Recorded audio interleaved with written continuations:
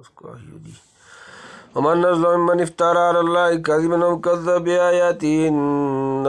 إنه لا يخلف الظالمون ويوم نحشرهم جميعا ثم نقول للذين أشركوا أين شركاؤكم الذين كنتم تزعمون ثم لم تكن فتنتهم إلا أن قالوا والله ربنا ما كنا مشركين انظر كيف كذبوا على أنفسهم وضل عنهم ما كانوا يفترون ومنهم من يستمع إليك وجعلنا على قلوبهم أكنة أن يفقهوا وفي آذانهم وقرا وإن يروا كل آية لا يؤمنوا بها حتى إذا جاءوك يجادلونك يقول الذين كفروا إن هذا إلا أساطير الأولين وهم ينهون عنه وإن يهلكون إلا أنفسهم وما يشعرون ولو ترى إذ وقفوا على النار فقالوا يا ليتنا نرد ولا نكذب بآيات ربنا ونكون من المؤمنين بل بدا لهم ما كانوا يخفون من قبل ولو ردوا لعادوا لما نهوا عنه وإنهم لكاذبون وقالوا إن هي إلا حياتنا الدنيا وما نحن بمبعوثين ولو ترى إذ وقفوا على ربهم قال أليس هذا بالحق قالوا بلى وربنا قال فذوقوا العذاب بما كنتم تكفرون ومن أظلم ممن افترى على الله كذبا أو كذب بآياته إنه لا يفلح الظالمون ومن اور کون اظلم سب سے بڑا ظالم ممن اس سے جو افترا جو بہتان باندھے اللہ پر اللہ کذبا جھوٹ او کذب یا جھٹلائے بآیاتی اس کی آیتیں انه بلا شبہ وہ لا یفلح فلاح نہیں پاتے الظالمون ظالم جمع اور اس سے زیادہ ظالم کون جو بہتان باندھے اللہ پر یا جھٹلاوے اس کی آیتوں کو بلا شک بھلائی نصیب نہیں ہوتی ظالموں کو یعنی نبی نہ ہو اور خدا پر افترا کر کے دعویٰ نبوت کر بیٹھے یا سچے نبی سے جس کی صداقت کے دلائل واضح موجود ہوں خدائی پیغام سن کر تکذیب پر کمر بستہ ہو جائے ان دونوں سے بڑھ کر ظالم کوئی نہیں ہو سکتا اور سنت اللہ یہ ہے کہ ظالم کو انجام کار کامیابی اور بھلائی نصیب نہیں ہوتی پس اگر فرض کرو معاذ اللہ میں مفتری ہوں تو ہرگز کامیاب نہیں ہوں گا اور تم مکذب ہو جیسا کہ دلائل سے ظاہر ہے تو تمہاری خیریت نہیں لہذا حالات میں غور کر کے اور انجام سوچ کر عاقبت کی فکر کرو اور اس دن سے ڈرو جس کا ذکر آگے آتا ہے ابن کثیر نے آیت کی یہی معنی لیے ہیں اور بعض مفسرین نے افتراء علی اللہ سے مشرکین کا شرک مراد دی ہے جیسا کہ آگے وضل عنہم ما کانوا یفترون سورۃ نمبر 28 سورۃ القصص آیت نمبر 75 میں اشارہ ہے واللہ عالم وَيَوْمَ نَحْشُرُهُمْ جَمِيعًا ثُمَّ نَقُولُ لِلَّذِينَ أَشْرَكُوا أَيْنَ شُرَكَاؤُكُمُ الَّذِينَ كُنتُمْ تَزْعُمُونَ وَيَوْمَ اور جس دن نحشر ان کو جمع کریں گے جمیعاً سب تم ثم پھر نقول ہم کہیں گے للذین کو جنہوں نے اشرکو شرک کیا مشرکوں این کہاں شرکاؤکم تمہارے شریک الذین جن کا کنتم تم تھے تزعمون دعویٰ کرتے ہو جس دن ہم جمع کریں گے ان سب کو پھر کہیں گے ان لوگوں کو جنہوں نے شرک کیا تھا کہاں ہیں شریک تمہارے جن کا تم کو دعویٰ تھا جن کی نسبت تم کو دعویٰ تھا کہ وہ خدائی کے حصے مدار اور شدائد میں تمہارے شفیع و مددگار ہیں آج ایسی سختی اور مصیبت کے وقت کہاں چلے گئے کہ تمہارے کچھ بھی کام نہیں آتے ثم لم تکن فتنتهم الا ان قالوا والله ربنا ما كنا مشرکین ثم پھر لم تکن نہ ہوگی نہ رہی فتنتهم ان کی شرارت الا سوائے ان کے قالوا وہ کہیں واللہ قسم اللہ کی ربنا ہمارا رب ما كنا نہ تھے ہم مشرکین شرک کرنے والے پھر نہ رہے گا ان کے پاس کوئی فریب مگر یہی کہیں گے قسم ہے اللہ کی جو ہمارا رب ہے ہم نے نہ تھے شرک کرنے والے یعنی بجز انکار واقعات کے کچھ کرتے دھرتے نہ بن پڑے گی باطل معبودین کی جس عقیدے و محبت میں مفتون ہو رہے تھے اس کی حقیقت صرف اتنی رہ جائے گی کہ ساری عمر کے عقیدے اور تعلق سے بھی انکار کر بیٹھیں گے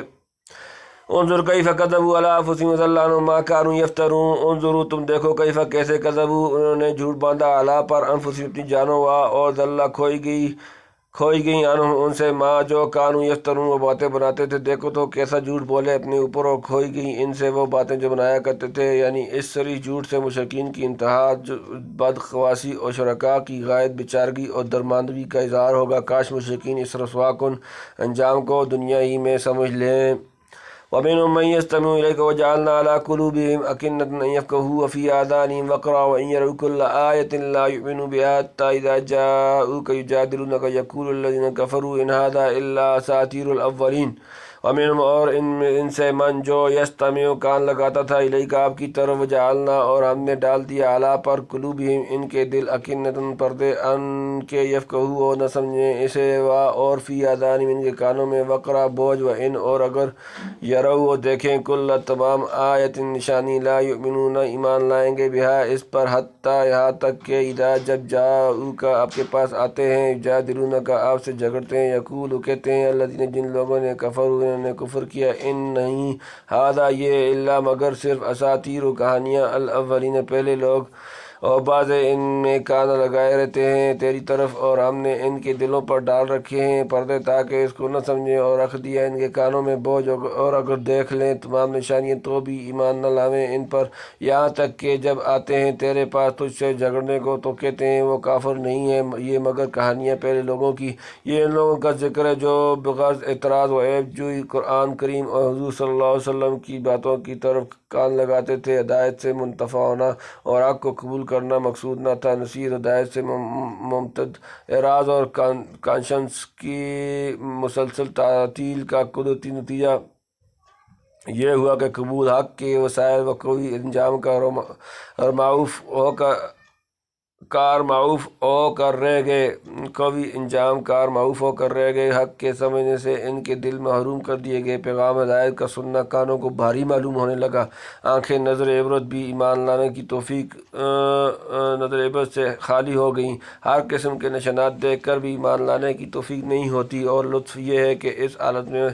حالت موت پر کانے و مسرور بھی ہیں، بلکہ فخر کے لہجے میں اس کا اعلان کرتے ہیں۔ سورہ حامیم السجدہ میں ہے فَأَعْرِضْ أَكْثَرَهُمْ فَهُمْ لَا يَسْمَعُونَ وَقَالُوا قُلُوبُنَا فِي أَكِنَّةٍ مِّمَّا تَدْعُونَ إِلَيْهِ وَفِي آذَانِنَا وَقْرٌ وَمِن بَيْنِنَا وَبَيْنِكَ حِجَابٌ فَاعْمَلْ إِنَّنَا عَامِلُونَ۔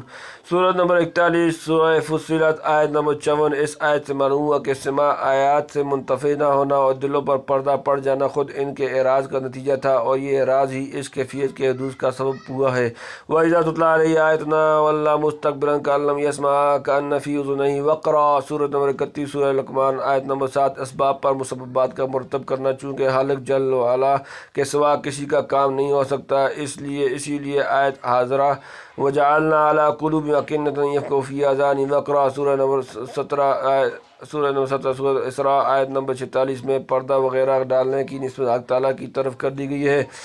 وَهُمْ يَنْهَوْنَ عَنْهُ وَيَنْأَوْنَ عَنْهُ وَإِنْ يُهْلِكُونَ إِلَّا أَنفُسَهُمْ وَمَا يَشْعُرُونَ۔ وَهُمْ اور وہ يَنْهَوْنَ روکتے ہیں عنہ اس سے، وَيَنْأَوْنَ اور بھاگتے ہیں عنہ اس سے، وَإِنْ اور نہیں يُهْلِكُونَ ہلاک کرتے ہیں إِلَّا مگر صرف أنفُسَهُمْ اپنے آپ، اور ما يشعرون وہ شعور نہیں رکھتے، اور یہ لوگ روکتے ہیں اس سے اور بھاگتے ہیں اس سے اور نہیں ہلاک کرتے مگر اپنے آپ کو نہیں سمجھتے، یعنی ان میں نہ فہم رہا ہے نہ انصاف، ایمان لانا اور ہدایات ربانی سے منتفع ہونا تو کجا ان کی غرض تو حضور صلی اللہ علیہ وسلم کی خدمت میں آنے سے صرف مجادلہ، جھگڑنا اور پھپتیاں اڑانا ہے۔ چنانچہ قرآن ہی حقائق و بیانات کے معاذ اللہ اساطیر الاولین کہتے ہیں، پھر اس کی تکذیب اور جدل و تبصر پر اتفاق نہیں، کوشش یہ ہے کہ دوسروں کی طرف بھی اپنی بیماری کا تعدیہ کریں، چنانچہ لوگوں کو حق سے روکتے ہیں اور خود بھی اس سے دور بھاگتے ہیں تاکہ انہیں دیکھ کر دوسرے قبول حق سے نفور و بیدار ہو جائیں، مگر ان تمام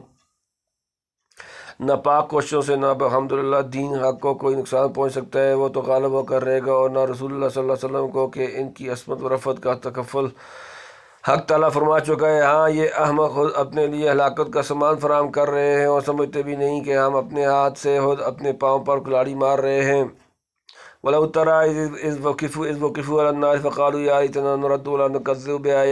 بِآيَاتِ رَبِّنَا وَنَكُونَ مِنَ الْمُؤْمِنِينَ۔ وَلَوْ اور اگر کبھی ترا تم دیکھو اِذْ وُقِفُوا جب کھڑے کیے جائیں گے عَلَىٰ پر النار آگ، فقالوا تو کہیں گے یا لیتنا اے کاش ہم نُرَدُّ واپس بھیجے جائیں، اور لا نُكَذِّبُ نہ جھٹلائیں ہم بِآيَاتِ آیتوں کو ربنا اپنے رب، وَنَكُونَ اور ہو جائیں ہم من سے المؤمنین ایمان والے۔ اور اگر تو دیکھے جس وقت کے کھڑے کیے جائیں گے وہ دوزخ پر، پس کہیں گے اے کاش ہم پھر بھیجے دیے جائیں اور ہم نہ جھٹلائیں اپنے رب کی آیتوں کو، اور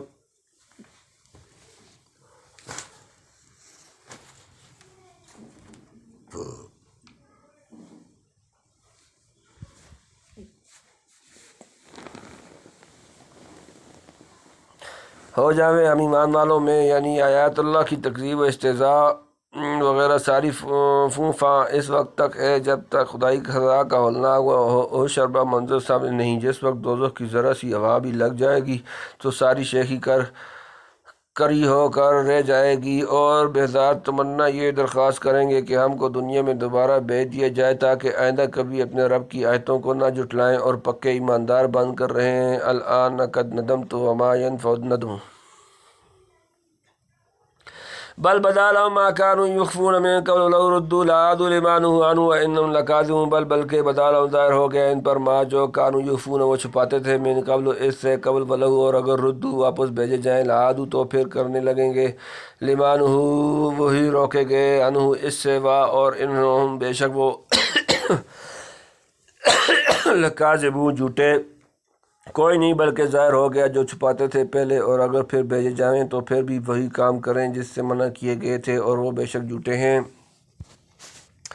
یعنی اب بھی دنیا میں واپس جانے کی تمنا عزم صحیح اور ایمانی رغبت و شوق سے نہیں، بلکہ جب مجازات و مکافات عمل کا وہ منظر سامنے آ گیا جس باوجود وضو اور عدلہ انکار کے پردہ میں چھپایا کرتے تھے، عذاب الہی کو آنکھوں سے دیکھ لیا، تمام اعمال شنیعہ کا جو چھپ چھپ کر کیے جاتے تھے راز فاش ہو گیا۔ ابھی جو واللہ